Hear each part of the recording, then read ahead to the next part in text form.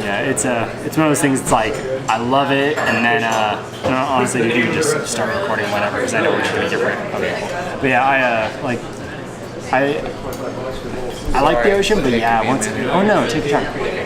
But yeah, like once you end up like too far out, I don't care if I'm in the ocean or if I'm on a lake. Like it's just kind of scary. Tell me, remind me to tell you a story. Yeah, most definitely. I think I contacted her once in that entire period, so.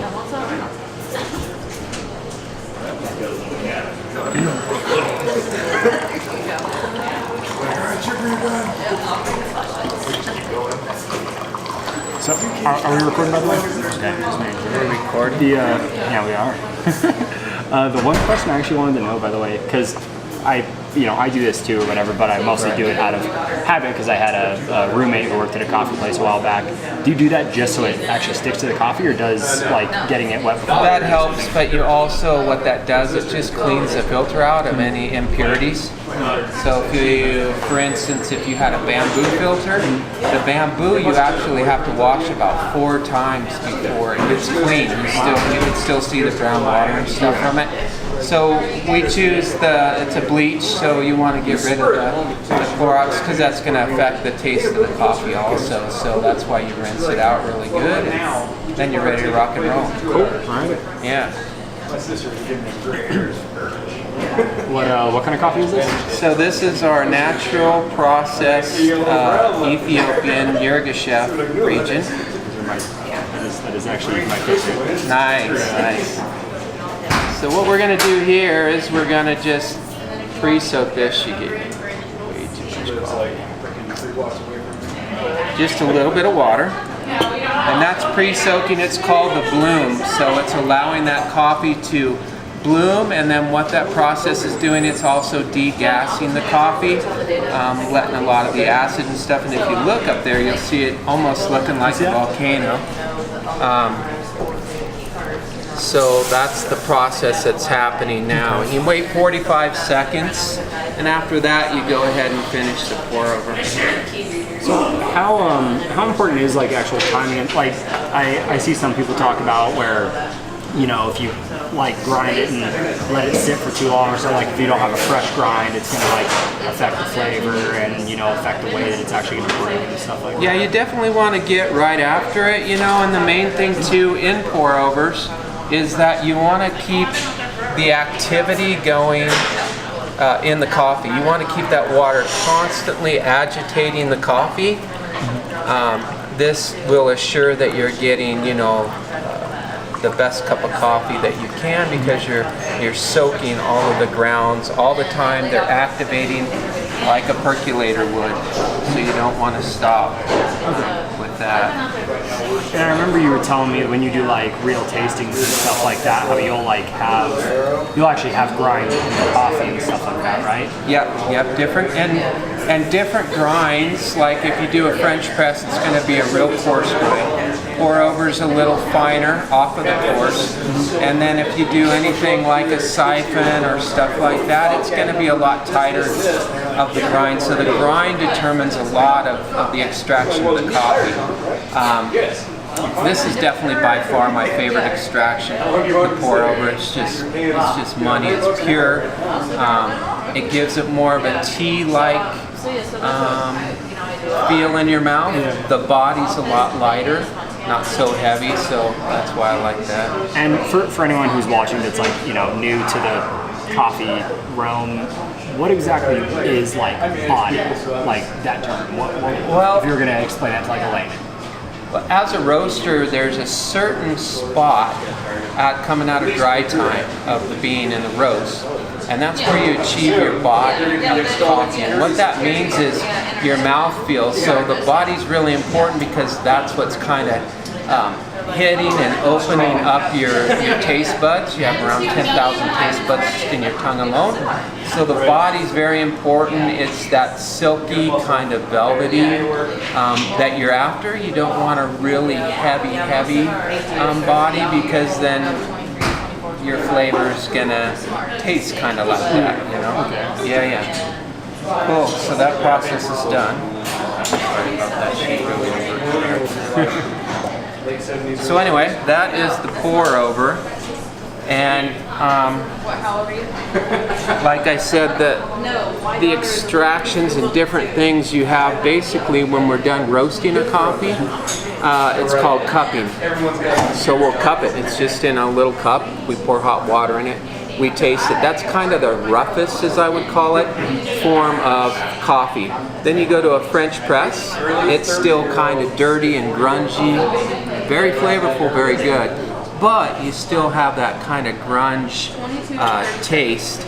And then you go to a pour over, you're starting to refine, getting more of that nice lighter body that we're talking about. And then you go to the siphon and it brings it almost to tea, as you know. You like the siphon. Yeah, so the first time I ever had a siphon was actually at your Vista location. Yeah, Vista. And I just remember, for anyone who hasn't seen it, it kind of just looks like a bong, if I'm being honest. Yeah, right. And I remember seeing it and I, like made a joke about it, and then it was either you or Danny at the other store were like, "Do you want to try it?" And I'm like, "Yeah." And I just remember like that first cup, I was like, "Wow, this is like, it's just like totally different from any kind of coffee." It is. It just turns it to that tea-like taste. It's rocking. Yeah. But so anyway, want to talk about a little bit about like sourcing and stuff. Sourcing. Like that? Yeah. So how do you? Because the one thing that I will say, like, I don't know what it is about this generation, but it seems like we started drinking coffee quicker than any other generation ever. Like I started drinking coffee when I was like probably 14, 15, something like that, like right when I got to high school. Right. And really quickly, and I think a lot of that had to do with like Starbucks and stuff like that. But, right. I remember having coffee when I was younger and thinking, oh, it's just supposed to taste like shit. Right. Like, and that was just, right. That's just kind of what that's how it is. Yeah. Like Folgers. Exactly, dude, exactly. And like, then I remember the first time I ever went to like a non-Starbucks coffee place, and I was like, oh, this kind of tastes good. And, then you try out a new place. I was like, oh, this tastes pretty good. And then, you get to a point where you're like, I want to find a really, really good cup of coffee. Yeah. And I think, not actually, I can say for sure you guys have been, for me, the best cup of coffee in Reno. Oh, thanks. That's a huge compliment. You guys do a really good job. Appreciate that. And I know a ton of that has to do with the actual product that you're getting. Yeah. So how is it that you guys go about sourcing your coffee? Well, Lighthouse Coffee is really blessed because we do have origin, which means we're kind of farm direct. One of what I would call our adopted sons, David, he's a Q grader and he goes to Guatemala and he helps the local people and helps them select the bean and how to get harvest better, how to get the yield better. So he's hooked us up with the Guatemalan Farm Direct, which is so cool because you know that you're getting it right from origin and you know exactly where your coffee is coming from. And you're supporting the families there. We actually know the families. So yeah, so that's really cool. So we really try to do that. Nicaraguan, we have a farm direct connection also. So we're really trying to branch out that way. That's my next step as a coffee company, to really focus on being more at origin, actually going there, helping, and just seeing where the money is going to help the families. That's very cool. Yeah, so the word organic. That's actually what was going to be my next question. Was that going to be a question? Do you look into like organic coffees specifically or anything like that? Or Yeah, we're as 100% driven organic that we can be. Yeah. That's awesome. So in coffee, though, it's a little different. Like in our food, organic means completely different soil. No chemicals, that kind of thing. But in coffee, when you think about it, we're in the upper region of Africa. Yeah. They don't have chemicals. So it's not a farce, that's the wrong word, but organic coffee is different. It's kind of those, like, it sounds really good, but it's like, it also just kind of is how it is. Yeah. So you've got these guys at the wash stations or wherever, And to get a stamp organic costs so much money, and these farmers are getting like pennies, you know, for the coffee. So for them to get a stamp of approval of organic is It's just it's out of their range. They wouldn't make a dime. So, but we do get as much as we can certified organic coffee. We're really focused on that. But again, the coffee in the general realm is organic. And then you have, it's called commercial, so it's a commercial grade, which we don't even get into.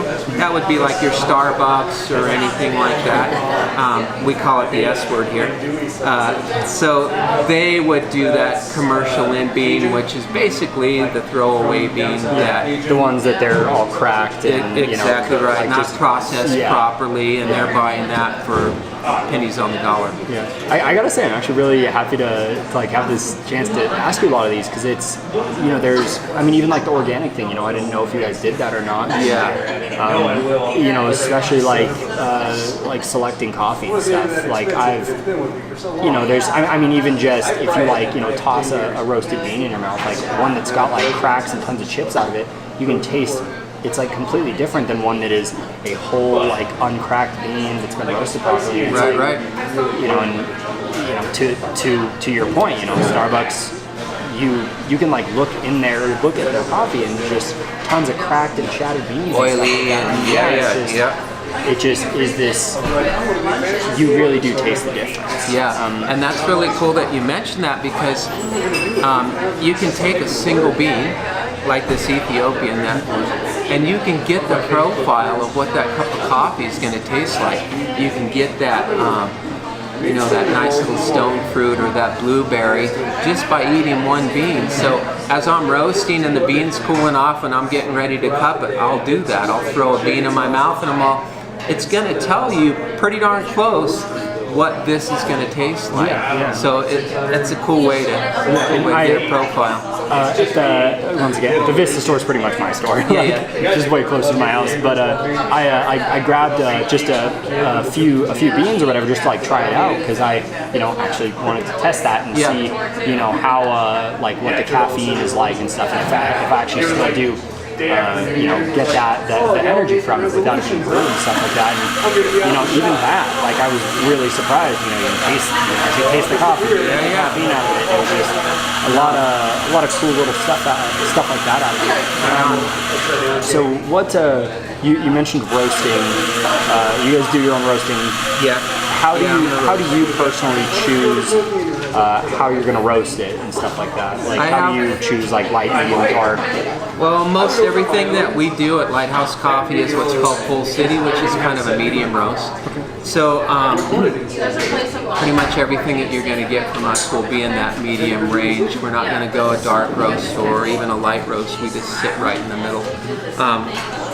Why I do that way is because of the profiles and the way that the coffee tastes.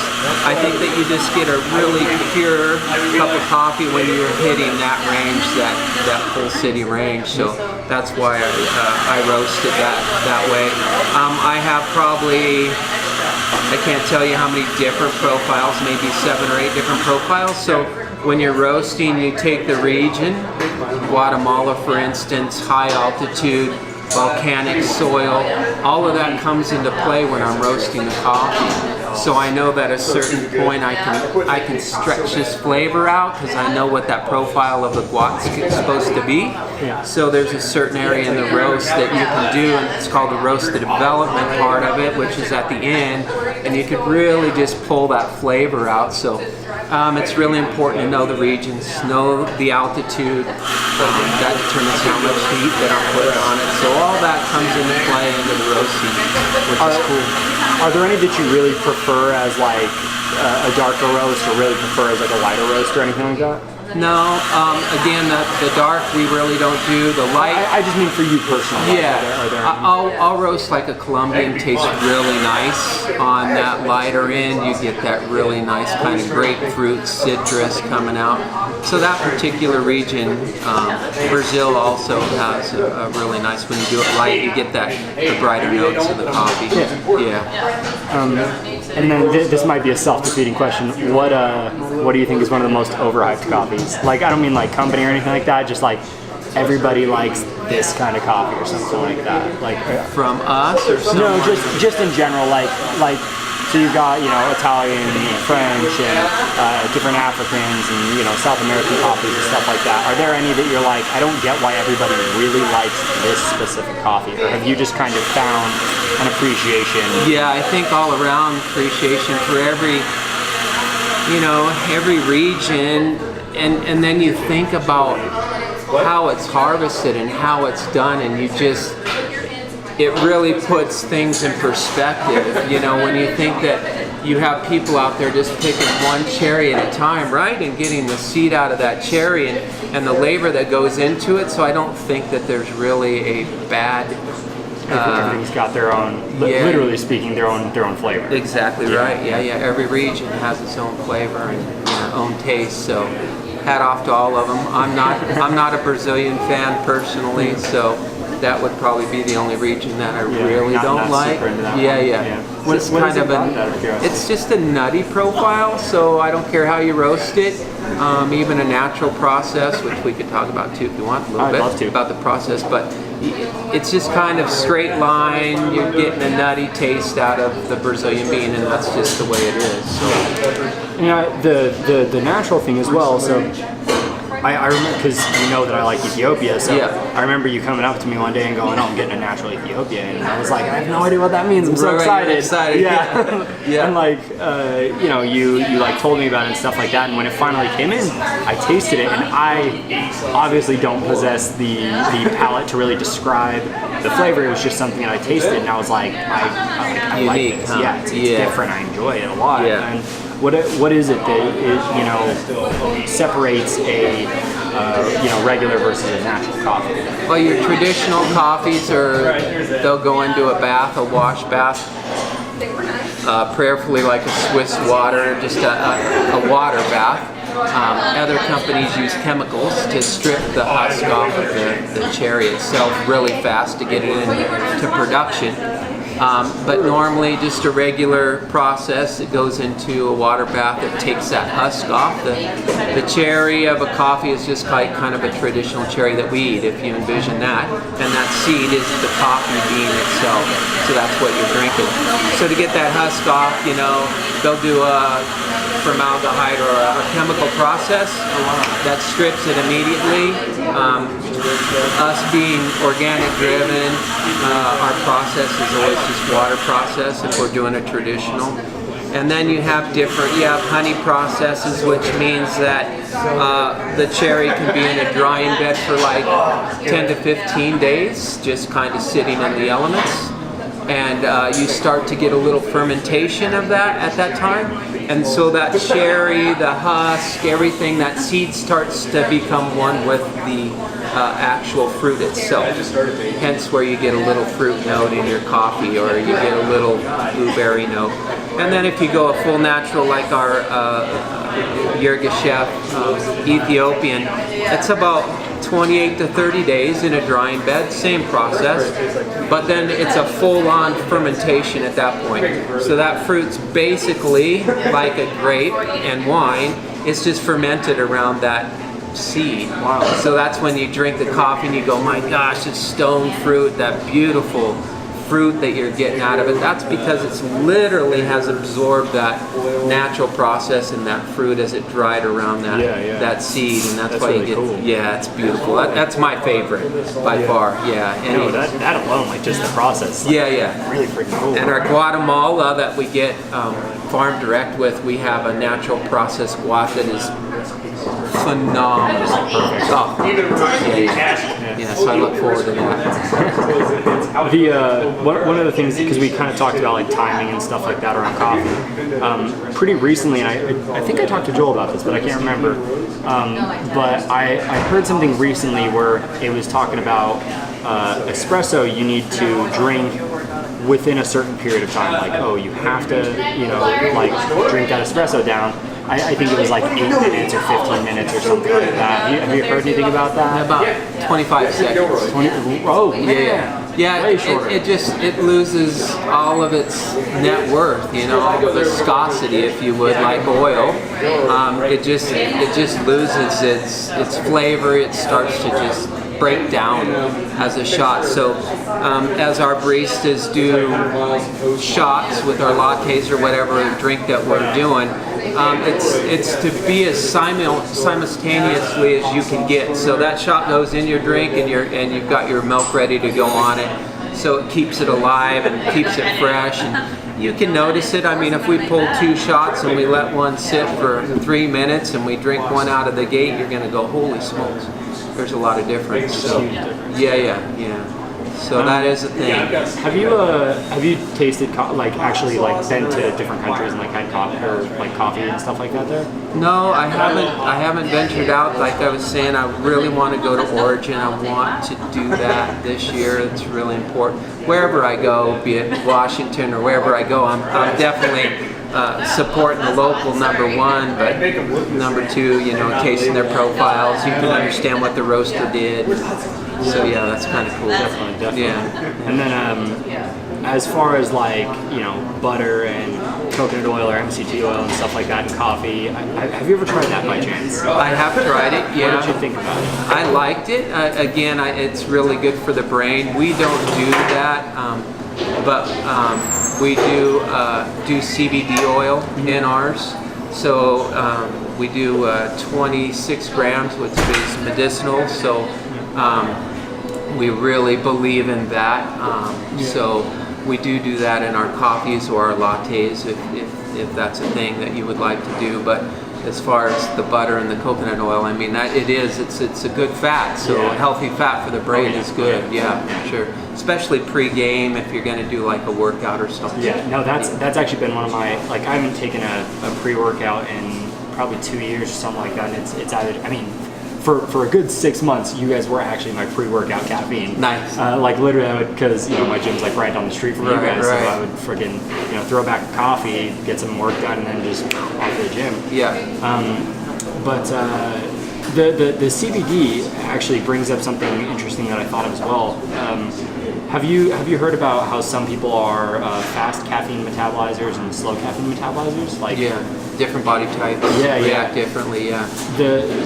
You guys bringing CBD was actually something that made me think about that a while back, because I was like I cannot even imagine what the point of that would be. I was like why would you want to have something that's going to relax you or calm you when you when you're obviously getting coffee to try and then of course the first time after I had no caffeine for 30 days, first cup of coffee that I had, I was until 3 a.m. and I was like, wow, I wish I had done some CBD with it, something like that, just because and then since then I've actually tried it, and I mean even just the kind of focus that I had was not identical to doing butter and MCT oil, but very, very comparable for sure, because I mean caffeine hits me like a ton of bricks. So it's when it gets to me, it's there, and then sometimes it'll peter out pretty quick, and sometimes not so much. But it was cool actually getting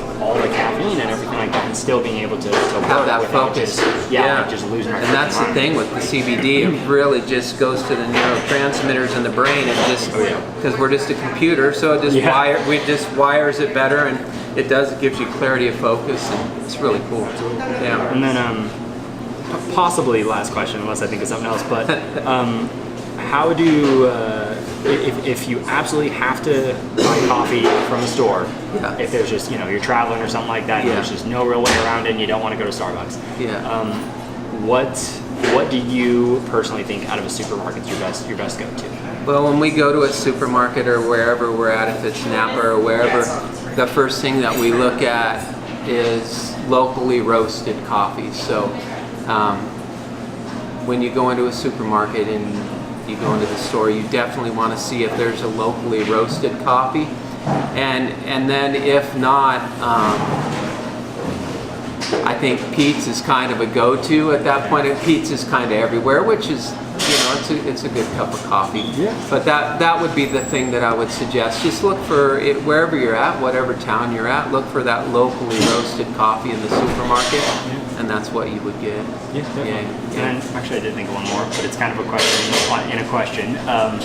Is there anything I didn't ask that you think I should have that you think would be interesting for people?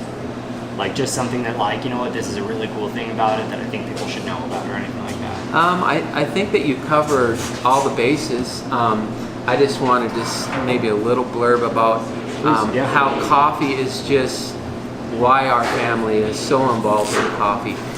We are community mindset, so which means that you're family, you know what I mean? And that's the beauty of coffee.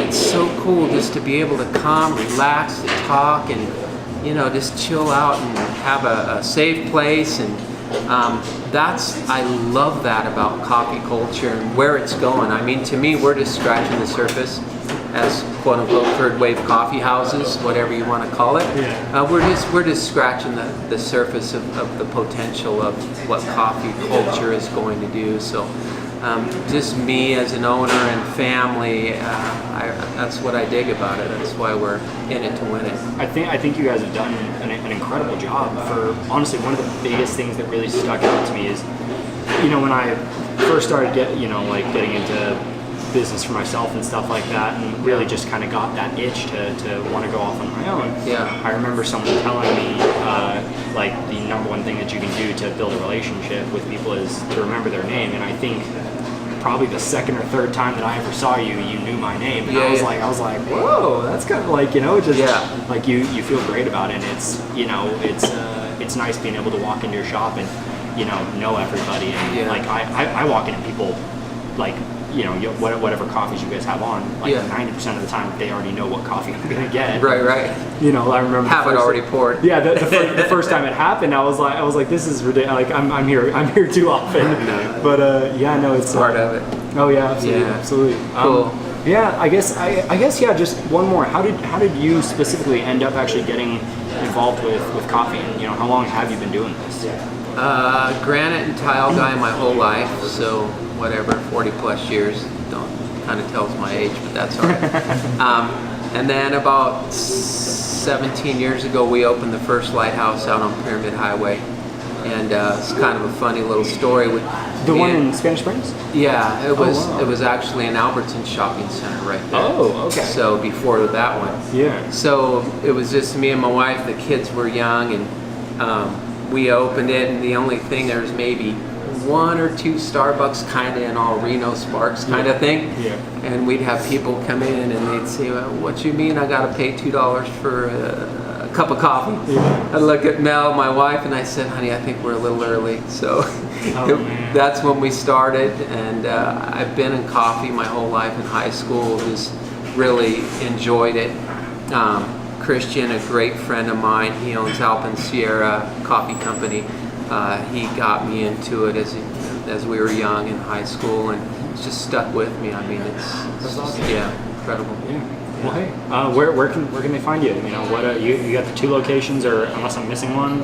No, two locations: the Vista store and then the new Marina store, which we're in, which is rocking. I love it. Very cool new building. Yeah, I love the way it came out. So, and then the roastery and.